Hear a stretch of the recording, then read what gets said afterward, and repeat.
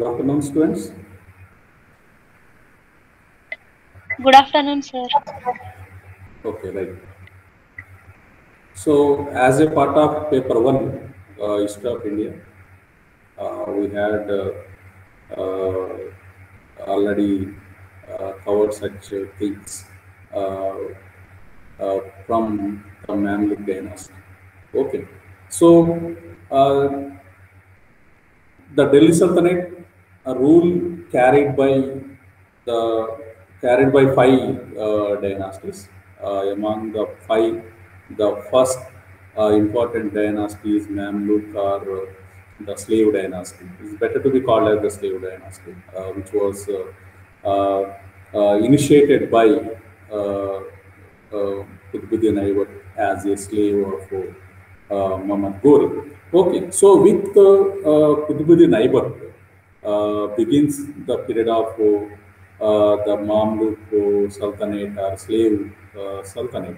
Okay, so Mamluk is a Arabic word meaning home, and it was used to distinguish the imported Turkish slaves meant for military service from the lower slaves used as domestic labor or artisan.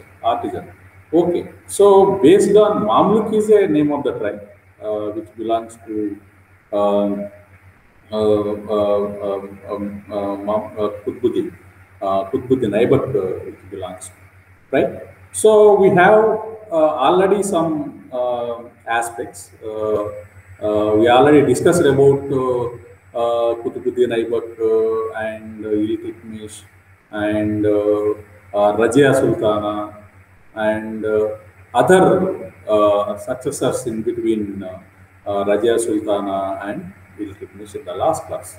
Okay, so before going to the things regarding Balban, Balban was one of the important ruler in the Mamluk dynasty and who followed some important reforms. Okay, so he ruled from the Delhi on the model of Persia. Okay, so he introduced many Persian reforms in the Indian territory. Okay, so before going to in details, I have to share my screen and then I continue. And before going to Balban, I have to recap the points once again, and I will continue about Balban.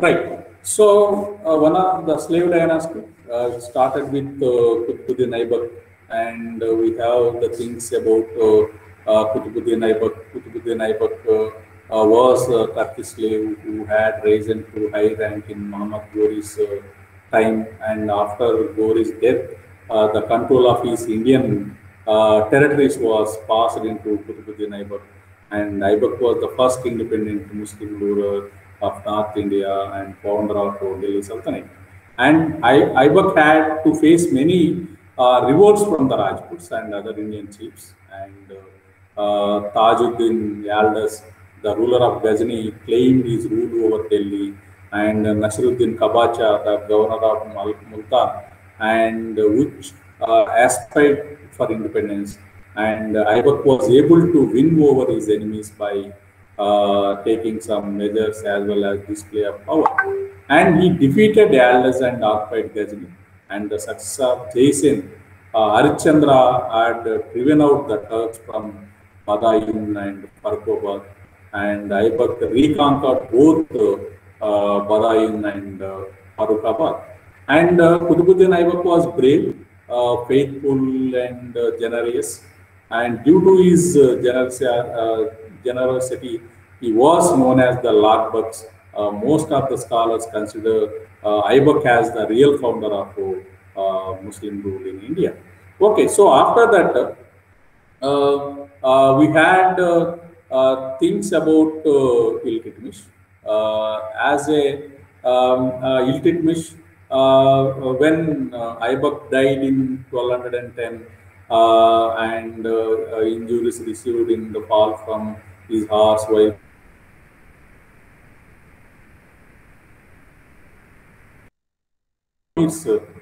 raised his son Aram Shah to the throne in Lahore, because Aibak ruled the Indian territories from the Lahore itself. Okay, so and Aram and Turkish armies opposed him, and the Turkish chiefs of Delhi invited the Governor of Badaयूं, who was Iltutmish, to become the ruler of Delhi, and Aram Shah proceeded against him and at the head of the army from Lahore to Delhi, but Iltutmish defeated him and became the Sultan with the name of Shamsuddin Iltutmish. Okay. So the credit of consolidating Delhi Sultanate lies largely with Iltutmish itself. When Iltutmish ascended the throne, he found himself surrounded with many problems, and other commanders of Muhammad Ghori like Aldous, Kabacha, and Ali Madan rose in defense again, and the chief of Jalore and Ranthambore joined Gwalior and Kalinjar in declaring their independence. And apart from this, the rising power of Mongols under the Genghis Khan threatened the northwestern frontier of the Delhi Sultanate. And Iltutmish took up the task of consolidating his position. He defeated the elders in the Battle of Tarain. In 1207, he drove away Kabacha from Punjab. In 1220, when Genghis Khan destroyed the Iltutmish, realized the political necessity of war. Okay, so when Jalaluddin Mangarbarni, the son of the Shah of Kawarjin, while escaping from Mongols, sought shelter at the Iltutmish court, Iltutmish turned him away, and he saved the Sultanate from destruction by the Mongols. Okay, so from 1225 onward, Iltutmish engaged his armies in suppressing the disturbances in the east, and in 1227, Iltutmish sent a large army under his son Nasiruddin Muhammad, which defeated Iwas Khan and brought Bengal and Bihar back into Delhi Sultanate. Okay, so likewise, gradually Iltutmish strengthened and sustained the Delhi Sultanate territories, and there is no doubt that Iltutmish completed the unfinished work of Aibak, and Delhi Sultanate now covered a sizable territory. And besides this, he also organized his trusted nobles or officers into a group of 40. Okay, so nothing but the Turkan-i Chalgani, and he was a far-sighted ruler, and he consolidated and organized newly formed Turkish Sultanate in Delhi. Okay, so better to be called as he was a real founder of Delhi Sultanate.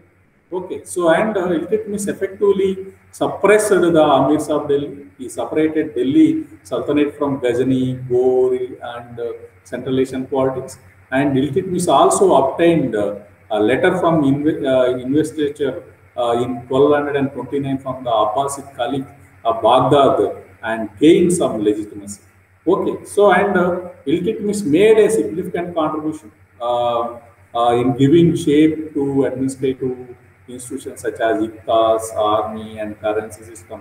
He gave the Sultanate two of its basic coins with the silver tanka and the copper jital, and to effect greater control over the conquered areas, Iltutmish granted Iktas land assignments. Okay, so in lieu of providing the salaries, cash in the form of cash, to his Turkish officer on a large scale.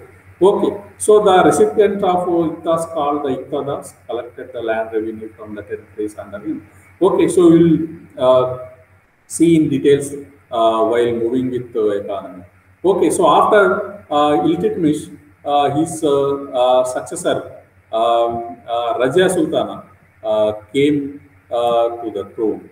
Okay, so during the Razia Sultana, the problem of successor troubled Iltutmish during the last days, and Iltutmish, who was the Iltutmish did not consider any of his sons worthy of the throne, and his own choice was his daughter Razia, and he nominated her as his successor. And but after his death, his son Rukunuddin Firoj ascended the throne with the help of army leaders. However, with the support of the people of Delhi and some military leaders, Razia soon ascended the throne. And despite her qualities, Razia did not fare significantly better, primarily because of her attempts to create a counter nobility of non-Turks and invited the wrath of the Turkish emirs. And they were particularly incensed over her decision to appoint the Abyssinian Malik Jamaluddin Yaqub as the Amiri Akur, master of the horses, and the recruitment of a few of other non-Turks to important posts further inflamed matters. And the nobility realized that though a woman, Razia was not willing to become be a puppet in their hands. Therefore, the nobles started revolting against her in the provinces. They accused her of violating feminine modesty and being too friendly to an Abyssinian noble, Yaqub, and she got killed after she was defeated by the nobles. Her reign was a brief one and came to an end in 1240. Okay, so after Razia Sultana, Nasiruddin Muhammad came to the power, and the struggle of power between the Sultan and the Turkish chief Chehalgani, which began during the reign of Razia, continued.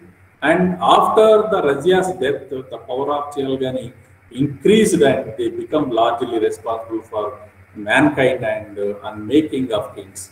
Okay, so Behram Shah and Masood Shah were the made sultans and removed succession. And after them in 1246, Ulugh Khan, later known as the Balban, placed the inexperienced and young Nasiruddin, grandson of Iltutmish, on the throne and himself assumed the position of Naib.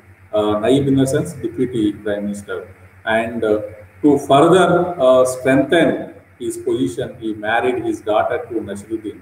And Sultan Nasiruddin Muhammad died in 1265. And according to the Ibn Battuta and Nisami, Balban poisoned his master Nasiruddin and ascended the throne. Okay, so Balban, one of the noblest and one of the able Delhi Sultanate, and who followed such reforms during his tenure. Okay, so he ruled in between 1266 to 87, 1287. Nearly 21 years of his tenure, he followed such a great and innovative reforms in the history of Delhi Sultanate. Okay, so the struggle between the Sultan and Turkish nobles continued till one of the Turkish chiefs, Ulugh Khan, known in history by the name Balban, gradually arrogated all powers to himself and finally ascended the throne in 1266. Okay, so when Balban became the Sultan, his position was not secure, and many Turkish chiefs were hostile to him, and the Mongols were looking forward for an opportunity for attacking the Sultanate. The governors of distant provinces were also trying to become independent rulers, and the Indian rulers were also ready to revolt at the smallest opportunity. And the land order, the situation in the areas around Delhi, and the Doab region between the Ganga Yamuna Doab region had deteriorated. In the Ganga Yamuna Doab and Awadh, the roads were infested with robbers and dacoits, and because of which the communication with the eastern areas had become difficult. Okay, so some of the Rajput Jamindars had set up forts in the area and defied the government, and the Mewatis had become so bold as to plunder people up to the outskirts of Delhi. And to deal with these elements, Balban adopted a stern policy. In the Mewat, many were killed.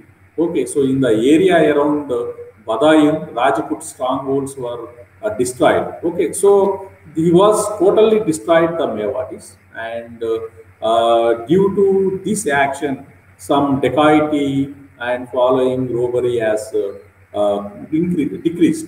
And Balban ruled in a autocratic manner and worked hard to elevate the position of the Sultan. And he did not allow any noble to assume great power. Okay, so he even formulated the theory of kingship. And the historian Barani, who was himself a great champion of Turkish noble, says that Balban remarked, whenever I see a base, a born ignoble man, my eyes burn and I reach in a anger for my sword to kill him. Okay, so we do not know if Balban actually said these words, but his attitude towards the non-Turks was that of the content. Okay, so Balban was not prepared to share power with anyone, not even with his own family also. Such confidential he maintained. Okay, so Balban was determined to break the power of Chehalgani. Okay, so to keep himself well informed, Balban appointed spies in every department. Okay, so he followed a better maintained spy system. Okay, so he was the first Sultan who introduced the spy system in the administration of Delhi Sultan. And he also organized a strong centralized army, both to deal with the internal disturbances and to repel the Mongols who had entrenched themselves in the Punjab and posed a serious threat to the Delhi Sultanate. Okay, so Balban reorganized the military departments.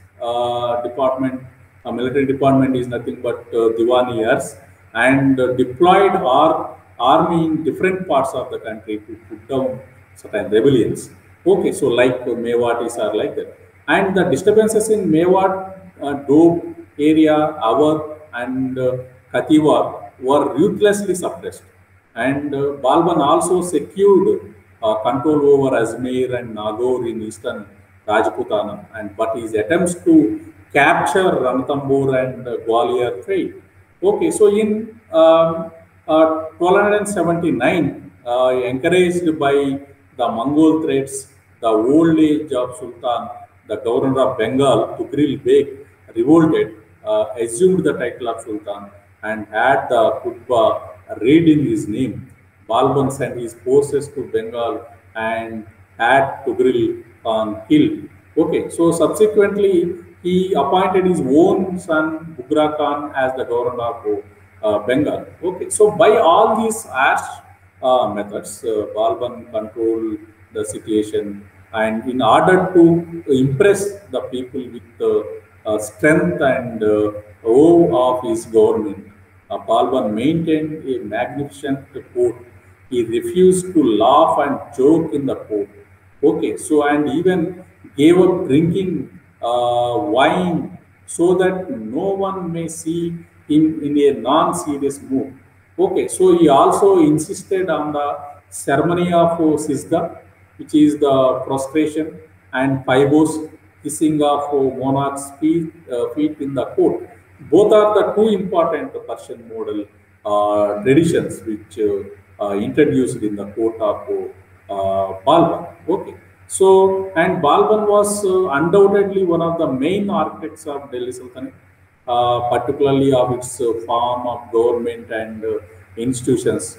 By asserting the power of the monarchy, Balban strengthened the Delhi Sultanate. Okay, so but even he could not fully defend northern India against the attacks of Mongols. However, by excluding non-Turkish from the positions of power and authority, and by thrusting only a very narrow racial group, he made many people dissatisfied. Okay, so this led to the fresh disturbances and troubles after his death. Okay, so Balban adopted a policy of consolidation rather than the expansion. He introduced a new theory of kingship and redefined the relations between the Sultan and nobility. And through these measures, Balban strengthened the Delhi Sultanate. And Balban finally died in 1287. After his death, the nobles raised his grandson Kaiqubad to the throne, and he was soon replaced by his son Kaimus, who remained on the throne for a little over 3 months. And during Balban's reign, Firoz had been the warden of the marches in northwest and had fought many successful battles against the Mongols. And he was called to Delhi as Arizi Mumalik, as a minister of the war affairs. And in 1290, Firoz took a bold step by murdering Kaimurs and seized the throne. A group of Khalji nobles led by him established the Khalji dynasty, and some scholars call this event as the dynastic revolution of 1290. Okay, so it brought an end, and the so-called slave dynasty, and Firoz ascended the throne under the title of Jalaluddin Khilji. Okay,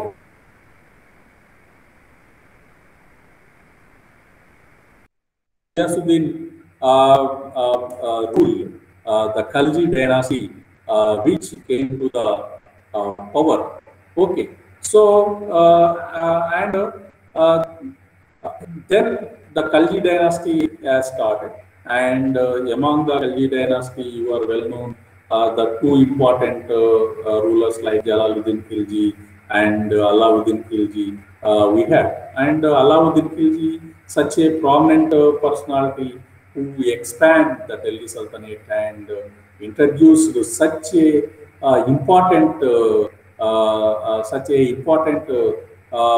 reforms in the fields of military, market, revenue, and such things which given a huge income to the state, and due to that income, he maintained the good army and followed a standing army.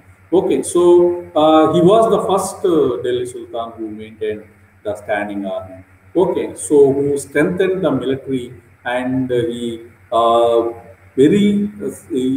divided and followed a systematic divisions of army, and he also followed a systematic market rules and regulations, so that a common man can get those articles or goods at a reasonable prices. Okay, so he totally abolished the black market, and the government itself maintained the reasonable prices for the goods and articles. Okay, so this is about my class today, and the students, we will go through about Khilji dynasty. Totally about we'll complete the Khilji dynasty in the next class tomorrow. Okay, so students, are you hearing? Sir. Okay, any doubts regarding this class?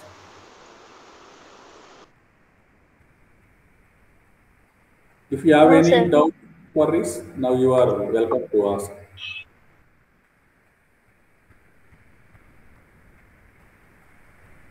No, I will end my class.